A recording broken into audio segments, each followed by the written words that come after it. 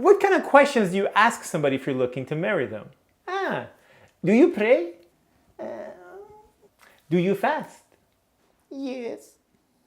Do you pay zakat? Yes. Are you kind to others? Yes.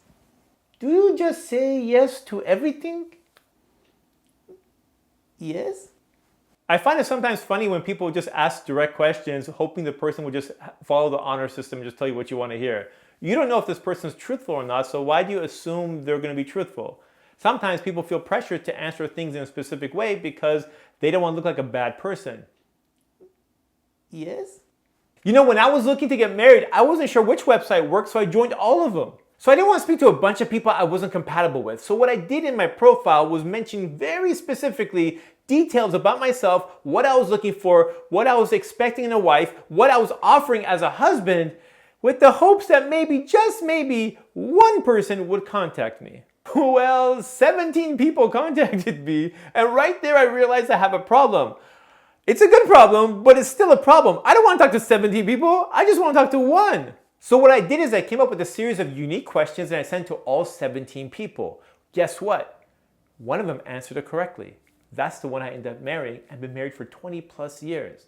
My friend, who's also looking online and couldn't find their other half, he said, Ali, can I borrow your questions? He did. He also ended up getting married. And now guess what? When people ask him, hey, can you help me? He just gives them those questions so he can help other people get married. And I know what you're wondering, Baba Ali, what are these questions? The key here isn't the questions, but more important, the answers. I made sure every question had answers that didn't have any right or wrong. In other words, the answers seemed correct to the person who's answering it. This way, I was more likely to hear what they think rather than tell me what I want to hear. For example, one of the questions you can ask is, do you think the world needs more justice or do you think it needs more mercy?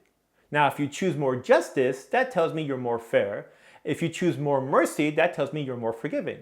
So really what I'm asking you is, are you more fair or are you more forgiving? Again, there's no right or wrong here, so they're more likely to tell you the truth. So now you decide to yourself, do I want a husband or wife who's more fair, or do I want a husband or wife who's more forgiving? Now each of you has your own preference, and none of the people that you're asking knows your preference. So that's the cool part about it. These are questions that don't have right or wrong answers, and this is how you can determine who you're really talking to. Now here's another question. You can ask, do you think politics is an illusion of choice or an opportunity for change? Now you're probably wondering, what is this really asking? Well, it can determine different things. Are they more idealistic or more realistic, right? Or are they more pessimistic or more optimistic? It can mean different things to different people. And one question is not like the final question to ask that'll really determine your compatibility, but it's a series of questions you ask each other to see where you are aligned in your thinking and where you think differently. One way to upgrade your questions is to add some creativity to your questions. So instead of just asking, do you pray? Because the person can just tell you what you want to hear. Yes. You ask questions like, what time is Fajr? And if they're like, it's 7, right? 7 or 6? 5? 5? Is that early? Wow.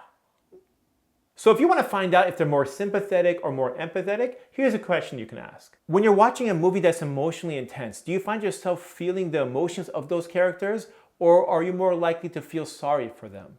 And why? You guys get the idea. The key here is to come up with questions that have no right or wrong answers. You can either make it multiple choice or you can make it open-ended. I'll give you some more. If you had to choose, would you rather be a trendsetter or someone who fits seamlessly with the people around them? And why? Do you think it's justified for someone to break the law to protest an issue they deeply care about? And why? Would you rather live in a community that values long-standing traditions and cultural practices, or in a community that is open to change and doing things in a new way? What is your bank account number and your PIN code? If you do not want to give it to me, why or why not? And tell me how that makes you feel. I'm joking, just trying to keep you on your toes, just making sure you're paying attention. In a world where everyone's trying to stay politically correct, having good questions will help you determine who you're really talking to. It worked for me, it worked for my friends, and it led to that project will help thousands of people find their other half. So hopefully, inshallah, if it does be beneficial for you, please keep me in your du'as. This is Ali reminding you just in case you forgot. This is Ali reminding you just in case you forgot.